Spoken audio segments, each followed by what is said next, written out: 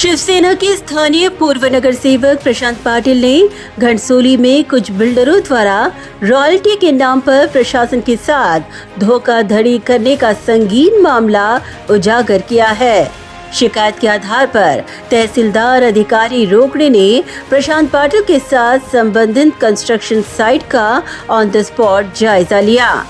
बता दें कि प्रशांत पाटिल ने यह गंभीर आरोप लगाते हुए कहा है कि घनसोली में खड़ी हो रही कई इमारतों के निर्माण के दौरान की गई खुदाई पर कम रॉयल्टी अदा कर महसूल के नाम पर प्रशासन को गुमराह कर उनके साथ धोखाधड़ी की जा रही है। पहिली ज्यावेळेला हे काम चालू होतं त्यावेळेला मी पोलीस स्टेशन पालिका प्रशासन यांच्याकडे सदरचे कामही ब्लास्टिंग करून झाली। बाजूलाच एक 8-10 मीटरवर इमारती असताना सुद्धा पोलिसांनी किंवा तहसीलदारनी यांना ब्लास्टिंगसाठी परमिशन दिली।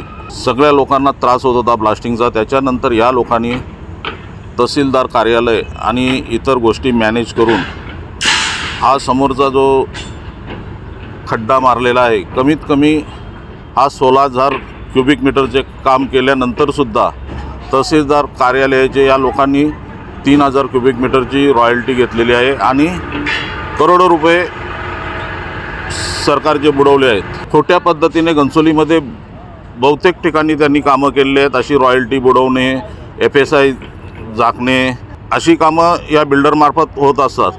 39,500 क्यूबिक मीटरचं काम असताना त्यांनी फक्त 6 ते 6,500 क्यूबिक मीटरची रॉयल्टी भरलेली आहे। म्हणजे ओपनमध्ये जर गेलं कमीत कमी त्यांनी तिथं 30,000 क्यूबिक मीटरची रॉयल्टी भरायला पाहिजे होती।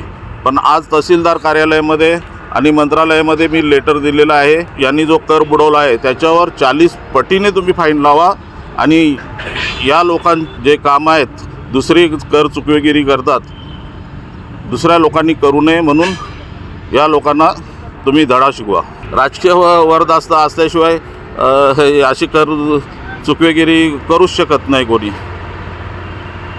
राजकीय लोकांनाच हाताशी धरून हे सगळं चाललेलं आहे आणि पूर्ण इथंच नाही नवी मुंबई रायगड या ठिकाणी शेकडो करोड रुपयाचं सरकारचं नुकसान हे लोक करून घेत आहे आणि हे संगमताने जे रॅकेट चाललेलं आहे हे बंद पडलं पाहिजे अशी माझी मागणी आहे। त्यांनी फक्त निरीक्षण केलेलं आहे। त्यांचं म्हणणं आम्ही नोटीस दिल्याशिवाय याची मेजरमेंट घेणार नाही।